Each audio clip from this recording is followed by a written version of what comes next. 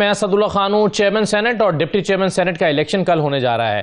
پاکستان تحریک انصاف کی core committee نے ان انتخابات کے بوائیکاٹ کا فیصلہ کیا ہے اور ساتھ ہی ساتھ اسلام آباد ہائی کورٹ میں ایک درخواست بھی دائر کی ہے اور موقف اختیار کیا ہے کہ چونکہ یہ ایوان بالا یہ نامکمل ہے تو نامکمل ایوان سے چیئرمین سینٹ اور ڈپٹی چیئرمین سینٹ کا الیکشن نہیں ہو سکتا.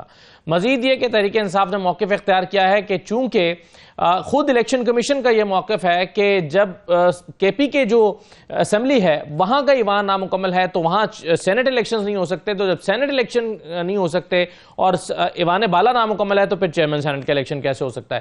لیکن بہرحال یہ الیکشن اب ہونے جا رہا ہے. تحریک انصاف نے الٹیمیٹلی پھر اس کا بوائیکاٹ کر دیا ہے ان انتخابات کا. یہ فیصلہ کیوں کیا گیا ہے, بوائیکاٹ کا فیصلہ کیوں ہوا ہے اور انتخابات میں تحریک انصاف حصہ کیوں نہیں لے رہی. اس کے ساتھ ساتھ تحریک انصاف کے ایسا لگتا ہے کہ مزاحمت کا جو بیانیہ ہے اس میں شدت لانے کی کوشش ہو رہی ہے.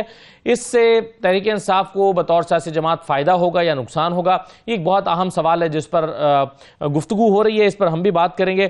دوسرا, آج محسن اختر کیانی صاحب کے خلاف سپریم جوڈیشل کاؤنسل میں ایک درخواست دائر کی گئی ہے مس کانڈکٹ کی, اور کہا گیا ہے کہ انہوں نے مس کانڈکٹ کیا ہے, یہ ریاست مخالف جو ہے وہ اقدامات میں ملوث ہیں یا بیانیہ بنانے میں ملوث ہیں اور اسی وجہ سے ان کے خلاف مس کانڈکٹ کا جو ہے وہ کیس بنایا جائے اور ان کے خلاف تحقیقات کی جائیں. اور یہ بھی کہا گیا کہ انہوں نے اپنے ساتھ اور بھی ججز کو ساتھ ملا رکھا ہے. تو محسن اختر کیانی صاحب کے خلاف سپریم جوڈیشل کاؤنسل میں ایک درخواست دائر کر دی ہے. اگین پاکستان تحریک انصاف نے اس حوالے سے بھی موقف دیا ہے اور اس درخواست دائر کرنے کی مذمت کی ہے کہ یہ درخواست دائر نہیں ہونی چاہیے تھی. شاہد خاقان عباسی صاحب نے ایک سیاسی جماعت رجسٹر کروانے کے لیے آج اقدامات کا آغاز کیا ہے, کاغذات جمع کرائے ہیں. وہ سیاسی جماعت بنانے جا رہے ہیں شاہد خاقان عباسی صاحب. اس وقت پاکستان میں ایک سیاسی جماعت کی گنجائش کتنی ہے, اور اگر شاہد خاقان عباسی ایک سیاسی جماعت بناتے ہیں تو کیا وہ سیاسی جماعت عوام میں مقبولیت حاصل کر پائے گی, یہ ایک بہت اہم سوال ہے. اور سیاسی جماعت کا اس وقت ایک نئی سیاسی جماعت کا کردار کیا ہو سکتا ہے. اس کے علاوہ وزیر اعظم کا دورہ مکمل ہوا ہے, سعودی عرب کا 3 روزہ یہ دورہ تھا. اس دورے سے کیا حاصل ہو پایا اور کیا حاصل نہیں ہو پایا. $5 ارب کی جو انویسٹمنٹ ہے اس کے آغاز کرنے کے حوالے سے جو بات ہوئی ہے, اس سے پاکستان کی معیشت کو فوری طور پر اور پھر لانگ ٹرم میں کتنا فائدہ ہوگا, یہ بھی پروگرام آج کے پروگرام میں اس کو بھی ہم زیر بحث لائیں گے.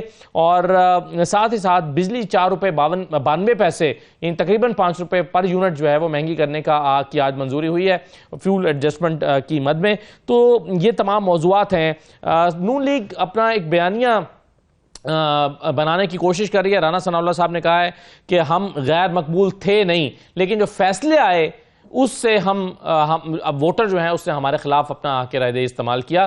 ہم اتنے غیر مقبول نہیں تھے, لیکن یہ جو فیصلے عدالتوں سے آئے ہیں اس کی وجہ سے ہمیں سیاسی طور پر نقصان پہنچا. کہتے ہیں شیر افضل مروت صاحب ہمارے ساتھ موجود ہیں. مروت صاحب بہت شکریہ, خوش آمدید. یہ چیئرمین سینٹ اور ڈپٹی چیئرمین سینٹ کے انتخابات کے بوائیکاٹ کا فیصلہ کیا آج تحریک انصاف نے, کیوں بوائیکاٹ کیوں کر رہے ہیں سر؟ یہ فیصلہ کل کیا ہے, ہم نے کل کیا تھا.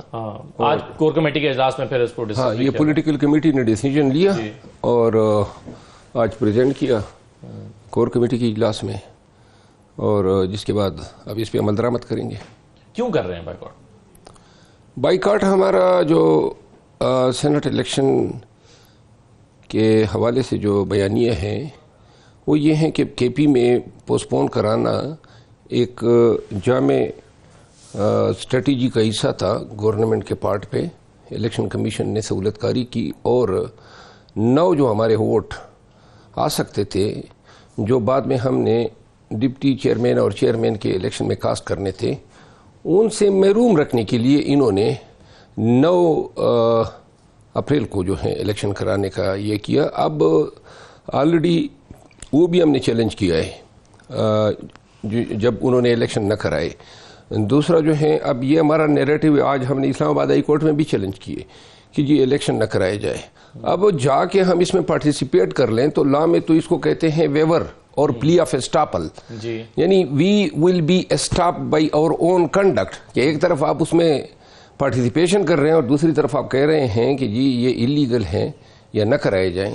تو لہٰذا ہمارے پاس کوئی اور چارہ کار نہیں تھا. مروا صاحب آپ کی 9 سیٹیں جو آپ خود کہہ رہے ہیں آ سکتی تھیں، آپ کے خود ہی ایک فیصلے کی وجہ سے ایٹ سٹیک نہیں چلی گئی، یعنی آپ وہاں پہ مخصوص نشستوں کا اگر قرار دیتے تو 9 سیٹیں تو آپ کی آ رہی تھیں. تو یہ سیاسی بصیرت کا مظاہرہ کرتے ہوئے اگر یہ فیصلہ ہو جاتا کہ چلیں کم از کم آپ 9 سیٹیں تو گریب کریں نا، یہ کہیں رسک میں نہ چلی جائیں.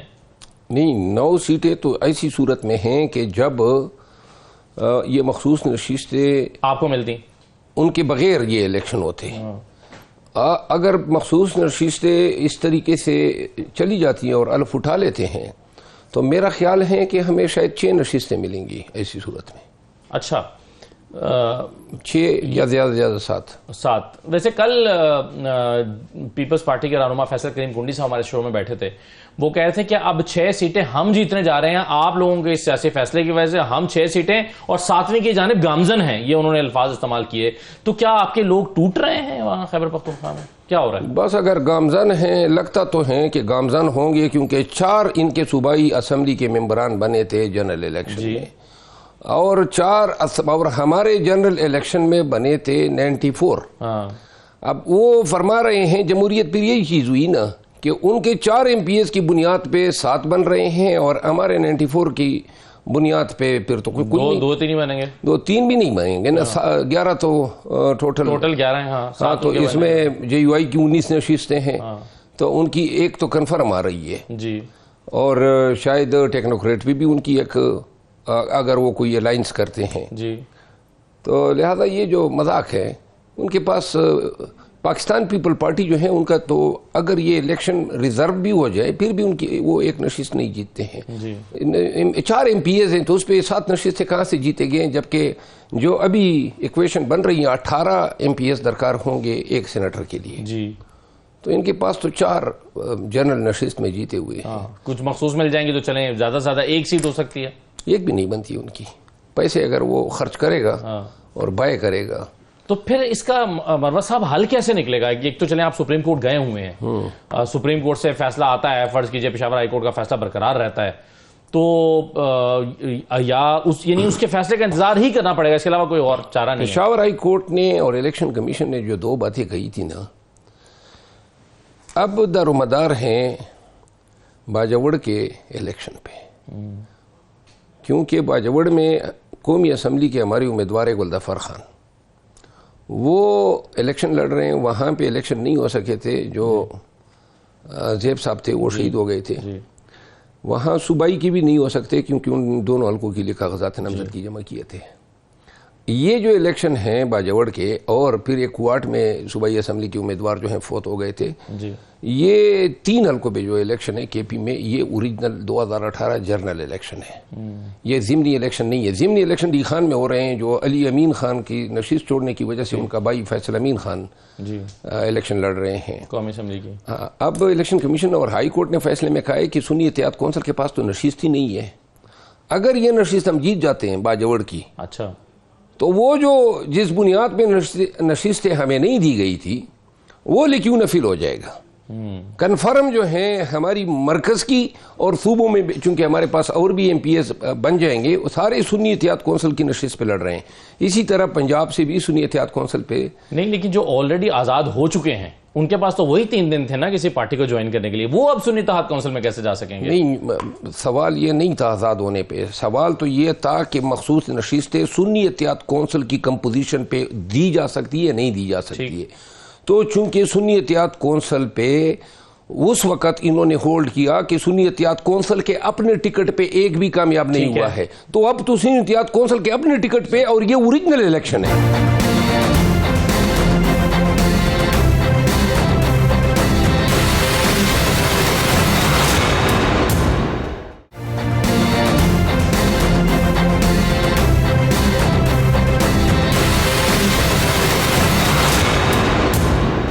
دوسرا اس میں آرگومنٹ بھی تو ہے نا کہ آپ نے کیا سنی اتحاد کونسل نے کوئی لسٹ ہی جمع نہیں کرائی ہوئی؟ لسٹ انہوں نے، دیکھیں یہی تو انہوں نے ہولڈ کیا ہے نا، ججمنٹ میں یہ ہولڈ کیا ہے کہ اگر سنی اتحاد کونسل کی کوئی نمائندگی ایوان صوبائی یا قومی میں ہوتی تو یہ ریزرو سیٹ جو ہے یہ حقدار تھے. نشست کے لیے یہ دینا، اس پہ تو آلریڈی لا سیٹل ہو چکا ہے باپ کے کیس میں، ٹھیک، تو لہذا ہمیں ضرورت ہے کہ ہم باجوڑ کی نشست جیتے. صحیح ہے. تو باجوڑ کی اگر قومی اسمبلی کی نشست جیتے ہیں تو یہ جو آئے ہوئے ہیں پنجاب سے بھی اور یہاں سے بھی یہ سارے واپس جائیں گے اور نشستیں ہمیں ریورس ہوں گی. صحیح ہے. اور اسی طرح کے پی میں اور پنجاب میں رحیم دیار خان میں بھی اوریجنل نشست ہے, وہاں کا بھی امیدوار فوت ہوا تھا تو وہاں پہ بھی سنی اتحاد کونسل کا امیدوار الیکشن لڑ رہا ہے. تو لہٰذا یہ ضمنی الیکشن جو ہوتے ہوں گے اور اس نہیں, مگر وہ مخصوص نشستیں ہیں جیسے کہ قومی اسمبلی میں یا دوسرے صوبوں میں جو دی جا چکی ہیں وہ ریورس ہوں گی کیا؟ لازماً ہوں گی نا. ابھی تو وہ تو تابع فیصلہ سپریم کورٹ ہے نا, ہائی کورٹ نے ہماری ریٹ خارج کر دی تو یہ حتمی تو نہیں ہوا ہے نا. یہ اب سپریم کورٹ ڈیسائیڈ کرے گی. اگر سپریم کورٹ اس نتیجے پہ پہنچتی ہے کہ جی واقعی نشست پی ٹی آئی کی بنتی ہے یا سنی اتحاد کونسل کی بنتی ہے تو یہ نشستیں ہمیں واپس ملیں گی نا. جو لوگ آئے ہوئے ہیں ایوان میں یہ واپس بوریے بستر ان کا گول ہوگا. صحیح ہے. لیکن یہ جو آرگومنٹ آپ کہہ رہے ہیں نا کہ بلوچستان عوامی پارٹی کا ایک پریسیڈنٹ موجود ہے, یہ پریسیڈنٹ الیکشن کمیشن میں جب علی ظفر صاحب نے پیش کیا تھا تو الیکشن کمیشن نے اپنے فیصلے میں لکھا تھا کہ اس کا کوئی ایویڈنس, ریٹن ایویڈنس ہمیں مہیا نہیں کیا گیا, یعنی اس کو انہوں نے کنسیڈر ہی نہیں کیا ہوا. دیکھیے ہمارے پاس باجوڑ کی سیٹ جیتنی ہے ہمیں. اچھا, یہ ہمارے لیے سائنی قوانین ہے. صحیح. باقی جو ہیں ادروائز بھی آئین کہتا ہے کہ 3 دن کا ٹائم تھا, ہم نے جوائن کیا, یہ تو ساری خوشخطیاں درمیان میں آ گئی. لہٰذا ہمارا کیس جو ہے آلریڈی بڑا سبسٹانٹیو کیس ہے, بڑا ارگویبل کیس ہے, لیکن اس کو مزید تقویت ملے گی جب یہ ضمنی الیکشن, یہ ان الیکشن میں, یہ الیکشن ضمنی تصور نہیں ہوں گے, یہ جنرل الیکشن 2024 تصور ہوں گے. ڈیرہ اسماعیل خان والا تو آپ کہہ رہے ہیں وہ تو ضمنی تصور ہوگا, لیکن وہ اوریجنل کوارٹ اور جو باجوڑ میں نشستیں جو ہیں وہ جن پہ الیکشن نہیں ہو سکا امیدواران کے مر جانے کی وجہ سے, وہ 2024 کے جنرل الیکشن اوریجنل تصور ہوں گے, کیونکہ ابھی تک وہاں پہ الیکشن ہوئی ہی نہیں. کہیں آپ کی وشفل تھنکنگ تو نہیں ہے کہ آپ کو اس کی بنیاد پر ایوارڈ ہو جائیں گی مخصوص نشستیں, کیونکہ اگین وہ ایک آرگومنٹ تو بڑا پھر بھی ڈسکس ہوگا کہ آپ نے کوئی لسٹ, سنی اتحاد کونسل نے کوئی لسٹ جمع نہیں کرائی ہوئی تھی. دیکھیں جی اب مستقبل میں آنے دیں نا, یہ ایک ریکوائرمنٹ تھی ہمیں جس کو ہم پورا کر رہے ہیں, میٹ کرنے جا رہے ہیں. ٹھیک ہے. آپ بھی یہ کہہ رہے ہیں, لطیف کھوسہ صاحب بھی کہہ رہے ہیں, علی ظفر صاحب بھی کہہ رہے ہیں, اور بھی لوگ کہہ رہے ہیں کہ بس عمران خان بس کسی بھی وقت باہر آ سکتے ہیں کیونکہ ان کے کیسز میں کچھ ہے نہیں. عمران خان کیسز کے فیصلوں کی بنیاد پر تو اگر آپ مانتے ہیں کہ کیسز فیصلوں کی وجہ سے اندر ہیں تو پھر تو فیصلوں کی وجہ سے باہر آ سکتے ہیں, اور اگر باہر ہی آ رہے ہیں تو پھر مزاحمت کس بات کی کر رہے ہیں ہم؟ مزاحمت تو 2 چیزوں کے لیے ہے. خان صاحب باہر بھی آ جائیں تب بھی مزاحمت رہے گی اور احتجاج رہے گا. وہ ہے مینڈیٹ کی ریکوری کا, خان کی آزادی اور مینڈیٹ کی ریکوری. یہ 2 پوائنٹ ایجنڈا ہیں پوری تحریک کا, پورے احتجاج کا. اور خان صاحب جو ہیں وہ تو انہوں نے جتنے بھی تیر اپنے کمان سے چلائے, جتنے بھی جیل مقدمے بنائے, سب ایک ایک کر کے زمین بوس ہو گئے. ان کی تمام جو اناٹمی ہیں وہ اب کون کے سامنے آ چکی ہیں. عدالتوں میں, ہائی کورٹس میں, سپریم کورٹ میں سائفر کا جنازہ نکلا, ہائی کورٹ میں توشہ خانہ کا, اور انشاءاللہ 16 یہ 20 سے 25 دن کے اندر آپ کے چینل کے وساطت سے میں کہہ رہا ہوں کہ مجھے نظر نہیں آ رہا ہے کہ 25 دن سے زیادہ جو ہے خان کو یہ جیل میں اندر رکھ سکے. خان باہر آئے گا. اگر خان صاحب 25 دن کے اندر باہر آتے ہیں تو ہماری احتجاج کی قیادت خان صاحب خود کریں گے. اچھا محمد صاحب, آج محسن اختر کیانی صاحب کے خلاف بھی ایک درخواست سپریم جوڈیشل کاؤنسل میں گئی ہے مس کنڈکٹ کے حوالے سے کہ یہ ریاست مخالف بیانیاں بنا رہے ہیں اور ججوں کو ساتھ انہوں نے ملا لیا ہے, اس طرح کی باتیں اس میں کی گئی ہیں. کیسے دیکھ رہے ہیں آپ؟ محسن اختر کیانی صاحب جب وکیل تھے, چونکہ ہم ایک ہی بلڈنگ میں ہمارے دفاتر ہیں, ان کے دفتر میرے دفتر کے نیچے فلور پہ ہیں. ایک انتہائی اعلیٰ پائے کے ہانیسٹ, ایماندار, ایک قابل لائق فائق اور شریف انسان کے طور پہ ان کی شناخت تھی. جب یہ ہائی کورٹ کے جج بنے اور اب تو ماشاءاللہ 7-8 سال ان کی ہائی کورٹ میں بطور جج ہو گئے ہیں, جتنے فیصلے انہوں نے دیے ہیں, ان کا جو رویہ ہیں, جو انداز ہیں, وہ ٹپیکل ایک جج کا ہی ہیں جو ہونا چاہیے. اور اس وقت میں انہوں نے اپنے لیے اور اپنے فیصلوں کے ذریعے ایک اچھا نام کمایا. جو واحد چیز جو ان کو ممتاز کرتی ہیں وہ یہ ہیں کہ یہ کبھی بھی کسی بھی دور میں کسی بھی حکومتی یا اپوزیشن کے اس سیاسی مقدمات میں کوئی جانبداری انہوں نے کبھی نہیں دکھائی. جب پی ٹی آئی کا دور تھا تو پی ٹی آئی بھی شاید ان کے اس رویے سے نالا تھی. 2018 میں جب پی ٹی آئی اقتدار میں آئی، اور ان کا یہی ایک رویہ، ایک آزاد منچ. اور اس وقت بھی جہاں پر قانون کی حکمرانی یا رول آف لا کی بات ہوتی تھی تو ان کا رویہ بڑا سخت ہوتا تھا حکام کے ساتھ. تو لہٰذا یہ جو ریفرنس دائر کیا گیا ہے یہ بیسیکلی دیگر جج صاحبان کے لیے بھی ایک پیغام ہے. محسن اختر کیانی صاحب کے خلاف تو ایک ریفرنس پہلے سے پینڈنگ ہے، صحیح. یہ تو دوسرا ہے. یہ بلیک میلنگ ہے، اور اس بلیک میلنگ کے ذریعے نہ کہ صرف دیگر 5 جج صاحبان اسلام آباد ہائی کورٹ کو، بلکہ سپیریئر جوڈیشری کے دیگر جج صاحبان کو بھی وہ ایک پیغام دیا جا رہا ہے کہ جی ہم یہ بھی کر سکتے ہیں. بحیثیت ایک وکیل کے پاکستان کے تمام وکلاء جو ہیں ایسے عظیم جج کے پشت پہ ہیں، ٹھیک. اور ہم اس ریفرنس کی شدید مذمت کرتے ہیں. جو الزام ہے نا مس کنڈکٹ کا، جی بیسیکلی جج پہ یہ الزام لگانا کہ جی وہ ریاست یا حکومت کے خلاف، جج کا کام یہی ہے جو جج ریاست یا حکومت کے ساتھ دوستیاں بنانا شروع کر دیں، صحیح. ان کو نوازنا شروع کر دیں، ان کو وہ مس کنڈکٹ کا مرتکب ہوتا ہے. صحیح ہے. یہ بتائیں مروہ صاحب کہ یہ مرزا آفریدی کون ہے، کہاں سے آئے، کس نے ان کو ٹکٹ دلوانے میں کردار ادا کیا ہے؟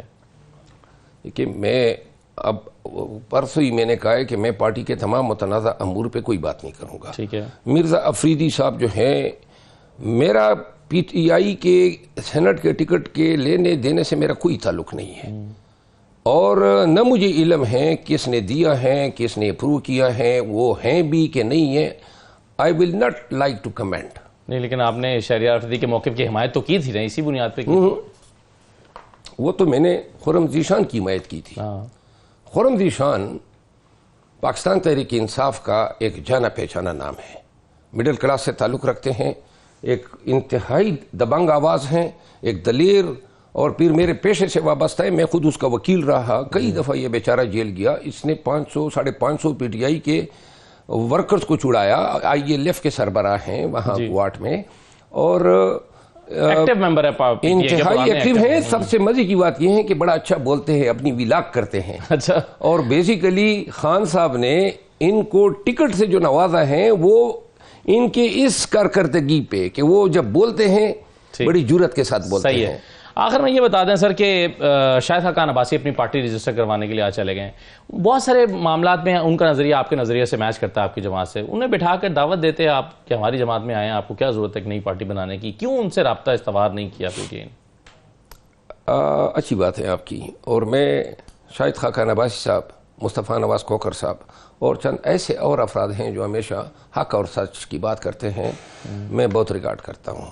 خاقان عباسی صاحب جیسے لوگ جس پارٹی میں ہوں گے اس پارٹی کا یہ اعزاز ہوگا کہ ایسی ہستیاں، ایسے شخصیات جو ہیں وہ اس پارٹی میں موجود ہیں.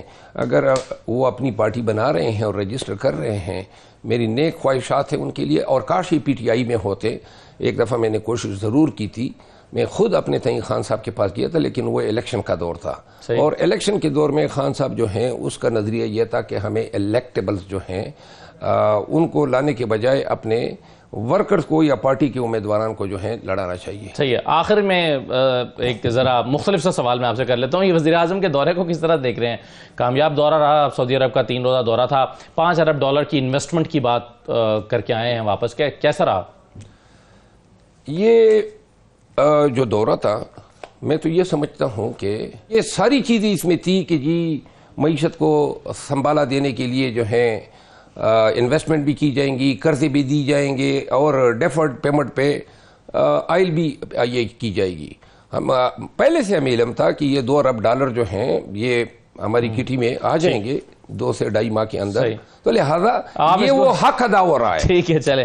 بہت شکریہ شہریار اعظم مروہ صاحب پروگرام میں شرکت کرنے کے لیے. ناظرین ایک بریک لیتے ہیں، بریک کے بعد واپس آئیں گے تو خرم دستگیر صاحب ہمارے ساتھ موجود ہوں گے. ان میں سے کچھ سوال اور بالخصوص وزیر اعظم کا جو دورہ ہے اس پر، اور انویسٹمنٹ پر، اور پاکستان کی معیشت پر، ان تمام چیزوں میں بات کرتے ہیں. خرم دستگیر صاحب سے ہمارے ساتھ رہیے.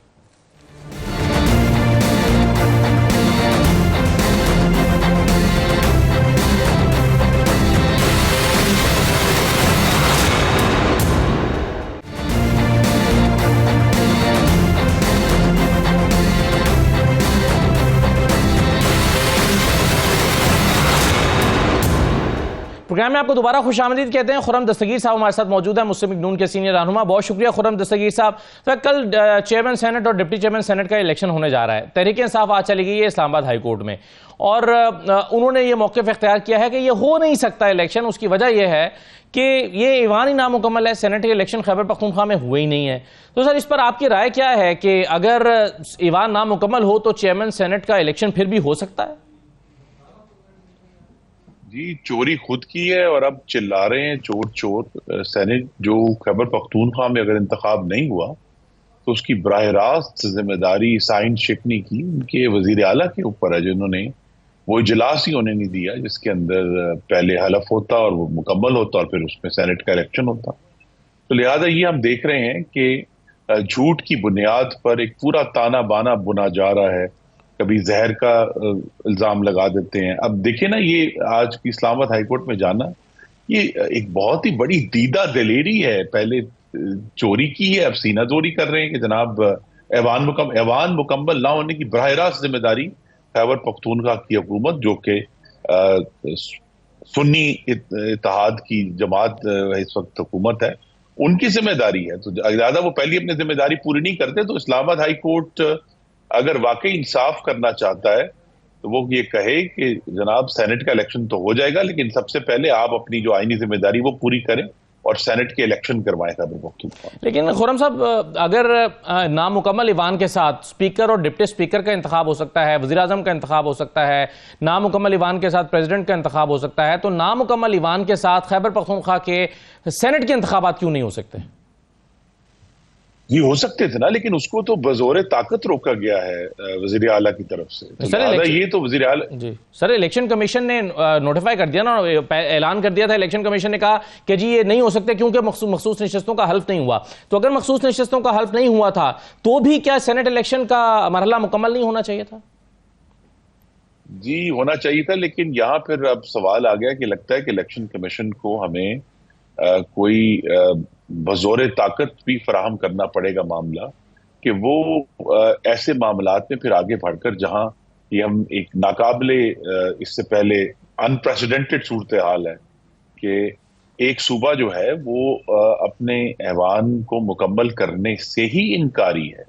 اصل ایشو یہ نہیں ہے کہ الیکشن کمیشن نے سینٹ کا الیکشن نوٹیفائی کیا. اصل ایشو یہ ہے کہ کیا ایسی صورت میں جب ایک صوبائی حکومت جس کی وہاں میجورٹی ہے وہ آئین کے اوپر عمل درآمد کرنے کے لیے تیار ہی نہ ہو اور پھر اس کے اوپر بڑھ کے مارے. میں اس پر بھی حیران ہوں کہ بڑی عجیب و غریب صورتحال ہے. تو لہذا یہاں اب ایک ایسی سچویشن ہے جس میں ہمیں بہرحال آئین نے آگے بڑھنا ہے. پاکستان کے جو ایک وفاق کا ایوان ہے اس نے وجود میں آنا ہے, جو اس کے بغیر نہیں ہو سکتا. تو لہذا کل یہ عمل مکمل ہو جائے گا. خورم صاحب, اس پر ان کا موقف یہ ہے, سوال ظاہر ہے ہم ان سے بھی کرتے ہیں, ان کا موقف یہ ہے کہ جی معاملہ چونکہ سپریم کورٹ میں ہے تو سپریم کورٹ سے بھی اگر فیصلہ آ جاتا ہے کہ حلف کرائیں تو پھر ہم کرا دیں گے, لیکن چونکہ ابھی میٹر سب جوڈیس ہے اس لیے ہم نے حلف نہیں کروایا. نہیں, دیکھیے, پاکستان کا آئین اور اس کی ریاست تحریک انصاف کی تسلی کے لیے نہیں بنے. یہاں کروڑوں پاکستانیوں کی نمائندگی کا معاملہ ہے. 3 صوبوں نے اگر اپنے نمائندے منتخب کر کے سینٹ میں بھجوائے ہیں تو انہوں نے پاکستان کے عوام کی حق نمائندگی جو ہے اس کا فرض ادا کرنا ہے. تو اگر ایک پارٹی جو ہے اس کے اندر جو ہے وہ رکاوٹ ڈال کے بیٹھ جاتی ہے, دھرنا دے کر بیٹھ کے ہم نے نہیں کروانا, اس کا یہ مطلب نہیں کہ ہم آئین پاکستان کے جو معاملات ہیں ان کو معطل کر دیں. آئین نے آگے بڑھنا ہے, پاکستان نے آگے بڑھنا ہے.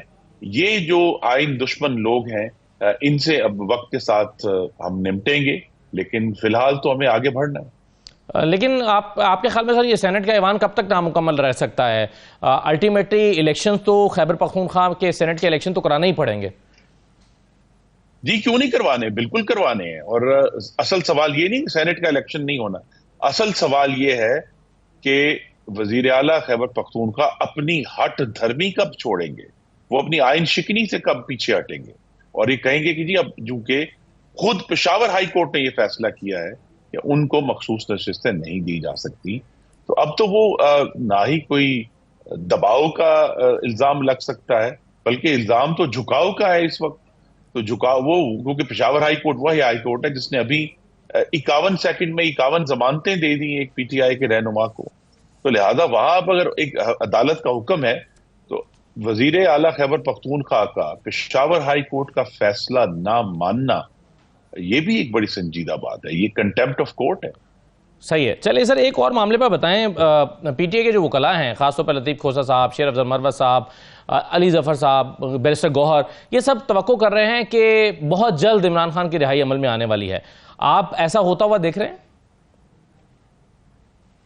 जी नहीं, मैं नहीं होता हुआ देख रहा हूं। तो मेरी तो यही तवक्को है कि पाकिस्तान की जो अदलिया है वो अपने सियासी जो ऐनक उतार कर इन तमाम केसेस को कानून की नजर से देखेंगे, और जो इस वक्त वफाकी हुकूमत के पास प्रोसिक्यूशन है, अदारे जो वफाकी हुकूमत के उनके पास प्रोसिक्यूशन है, या नैब के पास प्रोसिक्यूशन है, जो प्रोसिक्यूशन करने वाले इदारे हैं वो भी इसको पूरी तरह इसको परसू करेंगे, क्योंकि जो दूसरा अल्टरनेटिव है वो तो बहुत ही पाकिस्तान के लिए तशवीशनाक है। सही है, लेकिन सर वो अभी जो कैद है, अभी देखिए ना, मैं एक मिनट, जो एक ऐसा शख्स जिसने पहले जहर का इल्जाम लगाया और अभी कल जो है वो जिस तरह बराह रास्त अस्करी सरबराह के ऊपर इल्जामात लगाए हैं, तो अगर ये बुनियाद बननी है आने वाली सियासत की, देखिए अफवाज पाकिस्तान की जो सियासत में मुदाखलत है उसका कोई दिफा नहीं करेगा, लेकिन इस तरह के इल्जामात जो हैं ये भी नाकाबिले दिफा। सही है,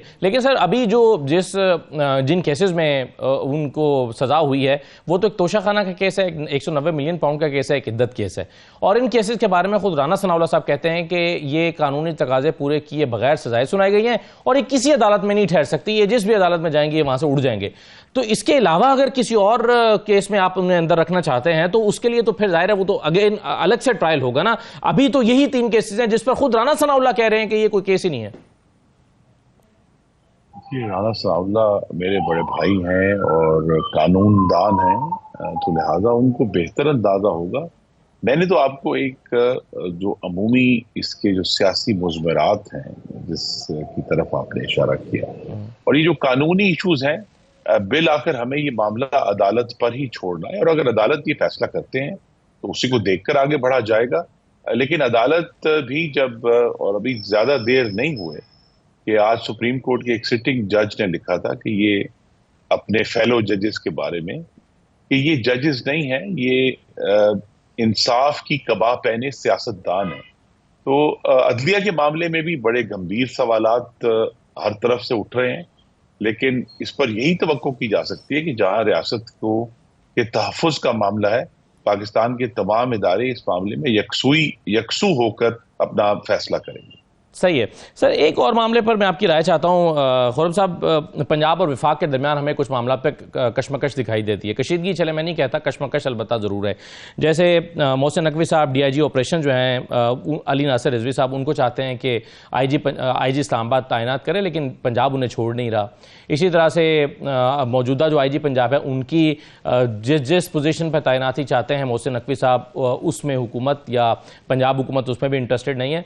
तो सवाल ये पैदा होता है कि इन मामलात से क्या पैगाम जा रहा है, ये कशमकश क्यों हो रही है, ये क्यों मोहसिन नकवी साहब और उनके इक़दामात को क्या अभी तक कबूल नहीं किया जा रहा?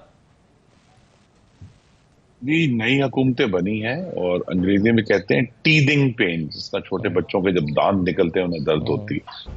तो ये बड़े होने का हिस्सा है, ये हुकूमत को स्टेबलाइज होने में अभी चंद हफ्ते हुए हैं चूंकि बनी है। तो ये जो पर्सनल इश्यूज हैं इन पर हमेशा कोई ना कोई तनाव होता है, हर बंदे के अपने अपने उस मामले में समझते हैं कि ये शख्स बेहतर है। लेकिन मैं अपनी ज़ाती तवक्को का इजहार कर दूँ, मेरी ये तवक्को कि अगले चंद हफ्तों में खासतौर ईद के बाद जब बड़े बड़े पैमाने पर ट्रांसफर पोस्टिंग्स होनी है, तो ये मामलात जो हैं ये बड़ी आसानी से सेटल होंगे।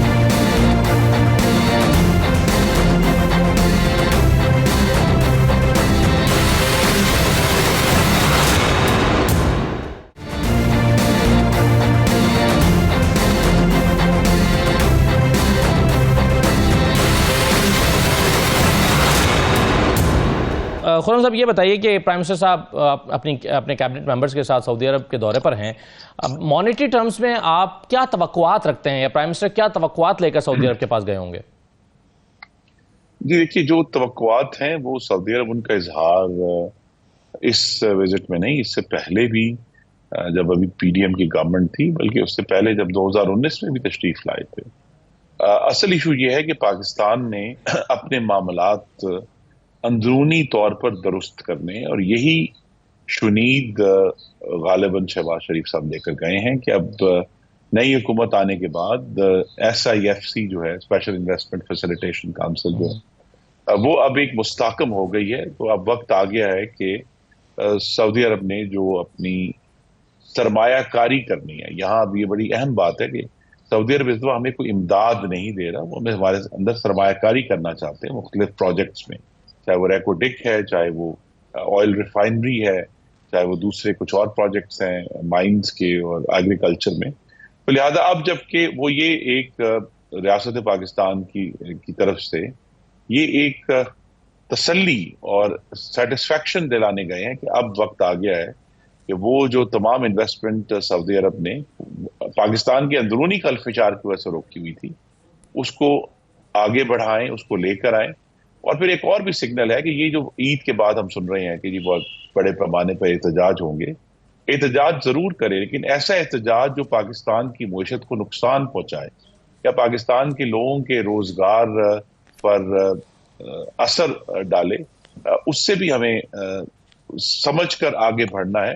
لیکن یہ ابھی کوشچن یہی ہے کہ یہ تمام انویسٹمنٹ پروجیکٹس جو بہت دیر سے ڈسکس ہو رہے ہیں، اب ان کو زمین پر لانے کا اور بنانے کا وقت آ گیا۔ صحیح ہے سر، لیکن یہ SIFC اور انویسٹمنٹ کی جو آپ بات کر رہے ہیں، اور یہ ظاہر حکومت کی یہ بالکل توقعات ہیں سعودی عرب کے حوالے سے، لیکن یہ لانگ ٹرم اور میڈیم ٹرم ایفیکٹس ظاہر دے سکتے ہیں۔ جو فوری نوعیت کی ضروریات ہیں پاکستان کی، کیا وہ صرف IMF پیکج سے پوری ہو جائیں گی؟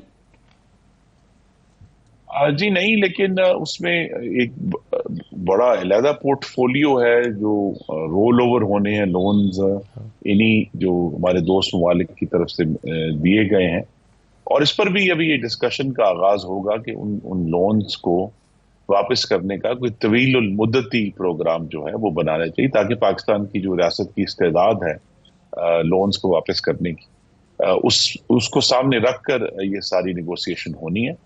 ابھی آپ کو پتا ہے اپریل میں بھی غالباً 1 بلین کی ری پیمنٹس ڈیو ہیں، اور انشاءاللہ وہ حکومت وقت پر کرے گی۔ اس سے بھی سب کو تسلی ہونی چاہیے کہ پاکستان کے معاملات اب مستحکم ہو رہے ہیں اور بہتری کی طرف جا رہے ہیں۔ لیکن ایشوز بالکل آپ اس کا IMF کے پاس جانے کا مقصد اصل میں تو یہ ہوتا ہے کہ IMF اب باقی دنیا کے لیے ایک آپ سمجھ لیں کہ ایک نمائندہ ادارہ بن گیا ہے جو کسی ملک کی جو اکانومی ہے اس پر اپنی دیکھ کر اس کو پوری طرح جانچ کر اپنی رائے دیتا ہے۔ تو اگر IMF کا پروگرام آتا ہے، اس سے باقی دنیا کو سگنل جاتا ہے کہ پاکستان میں اس وقت کوئی میکرو اکنامک اسٹیبلٹی پہلے سے بہتر ہے اور آئندہ والے دنوں میں بہتر ہوگی۔ اس سے پھر باقی دنیا میں جو سرمایہ کاری یا ہمیں سپورٹ کی توقع ہے اس میں آسانی ہو جاتی ہے۔ لیکن IMF کی جو ایکچوئل رقم ہے وہ تو پاکستان کی ضروریات کے لیے ہمیشہ ناکافی ہے۔ صحیح ہے خورم صاحب، IMF کی ہم بات کر رہے ہیں، IMF کا جو پیکج آ رہا ہے اس کے ساتھ ساتھ ظاہر ہے اس کی شرائط بھی آ رہی ہیں، اور شرائط آ رہی ہیں گیس اور بجلی کی قیمتیں بڑھانے کے حوالے سے۔ اب گیس اور بجلی کی قیمتیں بڑھتی ہیں تو اسی سے بنیادی طور پر مہنگائی میں اضافہ ہوتا ہے۔ تو آپ کیا دیکھ رہے ہیں آنے والے دنوں میں؟ بجلی کے بلوں میں اضافہ اور گیس کے بلوں میں اضافہ، عوام کا ایک شدید رد عمل اس پر آ سکتا ہے؟ خاص طور پر ہم دیکھ رہے ہیں کہ اگر مئی جون کے بل آئیں گے، جب لوگوں کے پاس توقع کی جا رہی ہے کہ خدشہ بلکہ ظاہر کیا جا رہا ہے کہ یہ اس پر جو ہے وہ لوگوں کی سکت سے زیادہ ہو سکتے ہیں وہ بل، تو آپ اس معاملے کو کتنا کرٹیکل دیکھتے ہیں حکومت کے لیے؟ یہ روایت تو ہے کہ جی IMF کو سیٹسفائی کرنے کے لیے بجلی کے بل بڑھا دیے جائیں۔ دیکھیے IMF کبھی یہ نہیں کہتے کہ آپ براہ راست کیا بجلی کے بل بڑھائیں، وہ یہ کہتے ہیں کہ آپ اپنی قرضہ واپس کرنے کی استعداد کو بڑھائیں۔ اور حکومت پاکستان کے پاس جو ہے وہ یہ سب سے آسان ترین 3 چیزیں ہیں، گیس، بجلی اور پیٹرول، جو کہ عوام جو از خود جن سے ٹیکس لینا بڑا مشکل کام ہے، یہ 3 بل جو ہیں وہ ہمیں سے ہر شخص ان کو بھرتا ہے ریگولرلی۔ تو لہذا اس کے اوپر سارا بوجھ ڈالا گیا ہے۔ لیکن یہاں بھی جو نئے وزیر خزانہ ہے اورنگزیب صاحب بڑے قابل اور محنتی آدمی ہیں، ان کی فائنینشیل مینجمنٹ کا بھی ایشو ہے کہ بھئی یہ ٹھیک ہے کہ وہی کہتے ہیں کہ جی آپ بجلی کے بل بڑھائیں، لیکن جہاں بجلی کے بل بڑھانے ہیں وہاں بجلی کے بل کم بھی تو کرنے ہیں، کہ بجلی کے بل کے اوپر جو بہت سارے ٹیکس ڈال دیے گئے ہیں جن کا تعلق بجلی سے نہیں ہے، تو لہذا ان کو پھر علیحدہ کیا جائے تاکہ بجلی کا معاملہ کلین طور پر سامنے آئے. اور جب آپ اس کو کلین کریں گے اور جو بہت سارے ٹیکسز بجلی کے بل کی آڑ میں وصول کیے جا رہے ہیں وہ ان کے جو ادارے ہیں وہ خود وصول کریں. تو بجلی کا بل جو ہے اس کو اس وقت ٹیکنیکلی میں یہ سمجھتا ہوں کہ ہمیں بجٹری پریشر اپنی جگہ پر ہے، لیکن بجلی کی قیمتیں اس وقت مزید بڑھانے کی کوئی اندرونی وجہ نہیں ہے، بیکاز پہلے سے بہت زیادہ بہتری آ چکی ہے. اور خاص طور پہ پی ڈی ایم کی حکومت میں جو ہم نے تھر کول ایڈ کیا تھا، جو پاکستان کی اپنا ایندھن ہے، جو انرجی پروجیکٹس اس وقت ہم نے جو بڑی دیر سے 5 سال سے پینڈنگ تھے ان کو چلایا تھا، تو اس طرح کا اندرونی پریشر نہیں ہے. لیکن بجٹری پریشر میں آ کے بجلی کی قیمتیں بڑھانا جو ہے وہ ایک بہت ہی غیر مقبول فیصلہ ہوگا. صحیح ہے، لیکن خود ایک تو گھریلو صارفین کے لیے یہ فیصلہ ہوگا، دوسرا جو انڈسٹری کے لیے خصوصی مراحت ہم ختم کر رہے ہیں اس سے ایکسپورٹس آلریڈی اس پر امپیکٹ آ گیا ہے. جو پچھلے آئی ایم ایف کا عبوری پروگرام تھا اس کے تحت بھی جو امپیکٹ آیا تھا اس سے بھی جو کم ہوئی ہیں ایکسپورٹس، تو انڈسٹری کیسے سروائیو کرے گی؟ دیکھیے، انڈسٹری کو سروائیو کرنے کے لیے اس وقت جو سب سے بڑا چیلنج ہے آئی ایم ایف کو سمجھانے کا وہ یہ ہے کہ ہم نے بجلی کے بلوں کی جو کاسٹ ہے وہ بجائے وہ ایک ٹیکنیکل معاملہ ہے کہ ٹوٹل کاسٹ ریکوری کرنے کی، ان سے جو مارجنل کاسٹ ہے، کیونکہ جو ہماری انڈسٹریز ہیں وہ تو بہت ریگولر بل پیئر ہے نا جی، ان کا تو کام ہی اس پر چلنا ہے.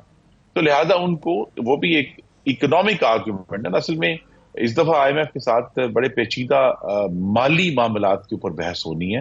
یہ صرف کہ بڑا کہہ دینا کہ بجلی کے بل بڑھا دیں، نہیں، اس میں بہت ٹیکنیکل ایشوز پہ بحث ہونی ہے کہ کہاں کہاں ہم یہ نہیں کہتے کہ آپ ریلیف دیں، لیکن اگر جو بجلی کی اصل قیمت ہے جو اس وقت پاکستان کی حکومت کو پڑ رہی ہے، اس سے پہلے کہ اس کو باقی دوسرے بوجھ ڈالے جائیں، اس پر آفر کی جا سکتی ہے. اگر آپ یہ قیمت انڈسٹری کو چارج کریں گے تو انڈسٹری کے لیے بھی بہتر ہے، اور ہمیں وہ جو غیر معمولی بوجھ ڈالے ہوئے بجلی کے بلوں میں ان کے علاوہ بھی یہ کام کیا جا سکتا ہے. تو وزیر خزانہ کے سامنے اور جو وزیر بجلی ہیں ان کے سامنے ایک چیلنج ہے آئی ایم ایف کے ساتھ اس وقت نیگوشیٹ کرنا. خرم صاحب، آپ کے خیال میں حکومت کو اپنی ایک معاشی ٹیم بنانے میں مشکلات کا سامنا ہے کیونکہ یا کنفیوژن کا سامنا ہے، کیونکہ پہلے ای سی سی کی سربراہی وزیراعظم نے اپنے پاس رکھی اور اس کا اسحاق ڈار صاحب کو ممبر بنایا، کہ حالانکہ اسحاق ڈار صاحب اب وزیر خارجہ ہیں، ان کا کوئی کسی سے تعلق نہیں بنتا، لیکن پھر انہوں نے فیصلہ اپنا تبدیل کیا اور دوبارہ وہ دے دی. پھر پرائیویٹائزیشن جو ہے وہ اسحاق ڈار صاحب کو دی گئی، حالانکہ وہ فل ٹائم وزیر خارجہ ہیں.